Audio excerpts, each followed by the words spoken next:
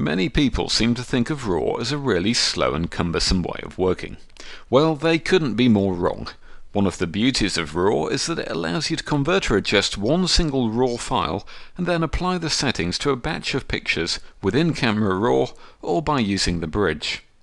If you were using, say, JPEG files, you'd have to either open up individual files and process them one at a time, or maybe start delving into some of Photoshop's more advanced automated features, like writing an action to do this. But because we're dealing with RAW, there's some very clever and efficient ways of tweaking our images. And as an added bonus, we remain in full control of any adjustments we make. It's very easy to go back and refine or completely change or remove the alterations we've made. The best way to demonstrate these features is to show them in action. So without further delay, let's take a look at how this works. Here's the folder of images that we saw in the very first video. Now you can see in this set of photos that there's 4 pictures that are rather underexposed. This one, and these 2 images here. Luckily, using RAW, it's a simple job to fix this, and there's a couple of ways that we can do this. The first way is to open up one of the shots into Camera Raw, sort it out, and then apply the changes we made to that picture to the others using the bridge. To start, we'll open up shot 13, so I'll just increase the preview size using this slider down here so we can see the numbers of the images clearly, and I'll choose shot 13 from down here, so just double click that to take it into Camera Raw.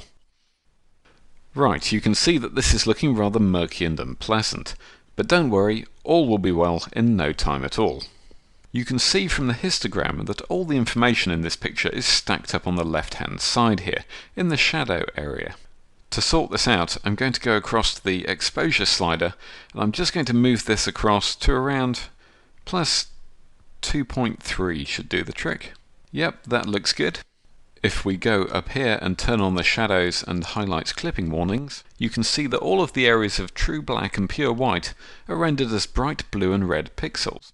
The highlights look fine, but I think that we'll pull back the shadows to around a setting of 1, and this will just stop those dark areas from blocking up. And if we turn off the shadows and highlights clipping warnings, you can now see that our image is much improved. Things are looking a lot more bright and cheerful, and there's also some nice details coming through in the darker areas of the shot. Next, we're going to tell Camera Raw to apply these settings to our RAW file and then close this image down. And to do this, you simply click the Done button down here.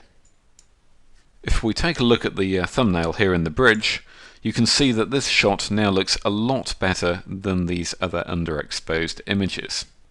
Now what we're going to do is apply the same changes we've made to this image to these shots here. To do this, click on Image 10, then hold down the Control key and click onto images 14 and 15 as well. And now for the clever bit. If you go up to the Edit menu, go down to Apply Camera Raw Settings and choose Previous Conversion, you'll see that in an instant our shots have gone from dark and gloomy to perfectly exposed. I'll just click off these shots so they're deselected, and let's open up one of the images we've just altered. I'll choose this one here. And here, as you can see, the settings are exactly as we specified in the first image that we opened. We've got an exposure of plus 2.3, and the shadows have been reduced to 1. And of course, because we're working with RAW, we can go in and adjust any of the settings as we see fit, and we won't lose any quality from the file. In contrast, if we were using a JPEG image, each time we opened it up and fiddled around with it and resaved it, we'd be losing valuable quality and information from the file. So RAW looks like a great option when you bear this in mind. Simply click Cancel to take you back to the bridge. Next, let's see how easy it is to apply adjustments to a larger batch of files. Let's say that we wanted to warm up the shots and make a bit more of the rich colours in the sky and the old honey-coloured stone walls.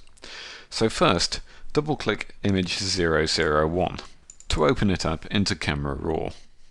Let's change the white balance to cloudy, which is going to warm up all of the tones considerably.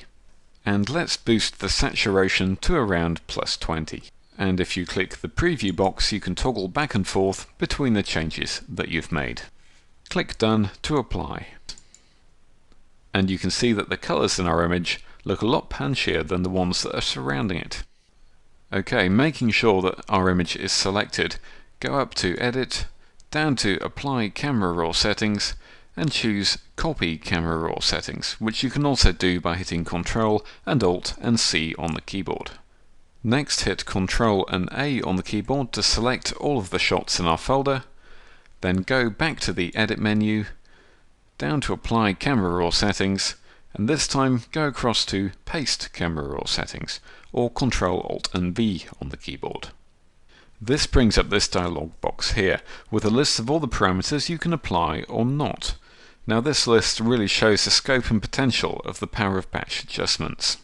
You can make some quite complex changes to your raw files using this menu. Before we hit OK, remember that we've altered the exposure and shadow settings for some of the shots. So by unticking these two options, exposure and shadows, we can be sure that we don't override the previous changes that we've made. Now click OK, and in just a few seconds all of our shots have been sorted. How quick and easy was that? Fantastic stuff. Just hit Ctrl, Shift and A on the keyboard to deselect all of our images, and then if we open up, say this picture here, we can go back in, and again we can play around with the settings, do whatever we like. We can resave this picture again, and we won't lose any quality whatsoever. Okay, an alternative method is to use Camera Raw itself rather than the bridge. And this is also a great way to export your RAW files to JPEG, TIFF, or whichever file format you might want to use. Let's use all of the images that we've rated with 5 stars as a starting point. So go to this unfiltered option here and click onto Show 5 stars. And there's our images. Now hit Ctrl and A on the keyboard and go up to File and Opening Camera Raw, or you can hit Ctrl and R on the keyboard. And this has brought all 8 of our shots into Camera Raw. Okay, you can see that the interface looks a little different, inasmuch as you've got this thumbnail bar running down the side of the screen. And you can change the size of this by clicking and just moving this in and out so that it's whatever size you see fit. If you click on the images, you'll bring them up into the main window, where we can make our adjustments as normal. Okay, so let's add a little more impact by taking the exposure up to around plus 0.8. And I'll also take the shadows up to around 10.